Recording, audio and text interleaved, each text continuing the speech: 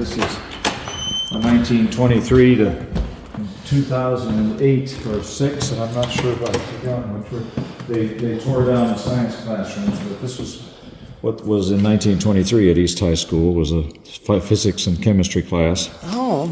And we have the original equipment from there. That would have all been tossed in the dumpster. Oh, yeah. Soapstone, chemically resistant tops that were carried up. Yeah, the staircases, they weigh 150 pounds, each of these. Wow. What is this thing?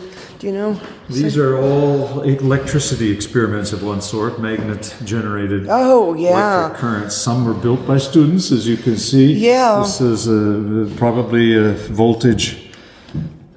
Who knows? We'd like to get some of them operational again, but when they're all exposed like this, it's best not to. Sure. They allowed things back then that are not permitted these days.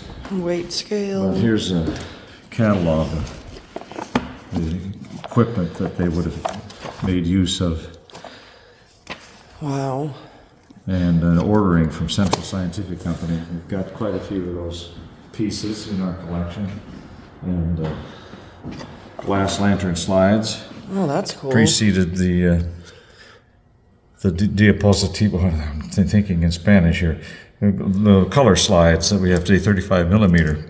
And these were sandwiched between two glass pieces. Wow. So we have hundreds of those that need to be cataloged. Is that a camera? No, projector.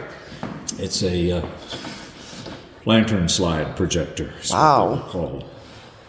And I've never even seen anything like this that. one works. We've got a bulb for that won't burn, and a source for new ones when that burns. But the chemical apparatus, a lot of that came from East High, including the electrical panel. They had a generator in the basement that would send up a lot of current that they could then use direct current or alternating current and judge the amount of voltage and the amperage so they could perform experiments in physics and electricity. Goodness, how neat. And all of that would have been dumped too, because when they tore down the science classrooms in East High, we have replaced them since. We have the water bath table.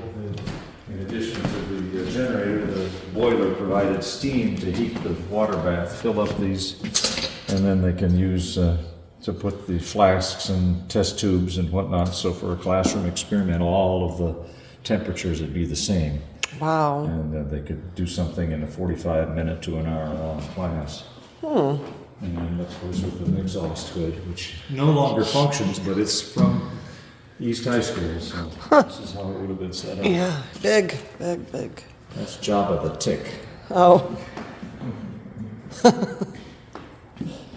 And we have in our collection storage lots of equipment, galvanometers and oscilloscopes and all sorts of things that are no longer used, but were really quite much in use during World War II.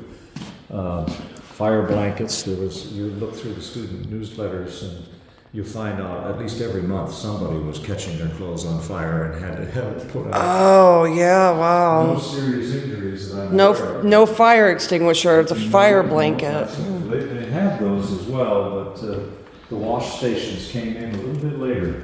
Wow. Well, that's neat. And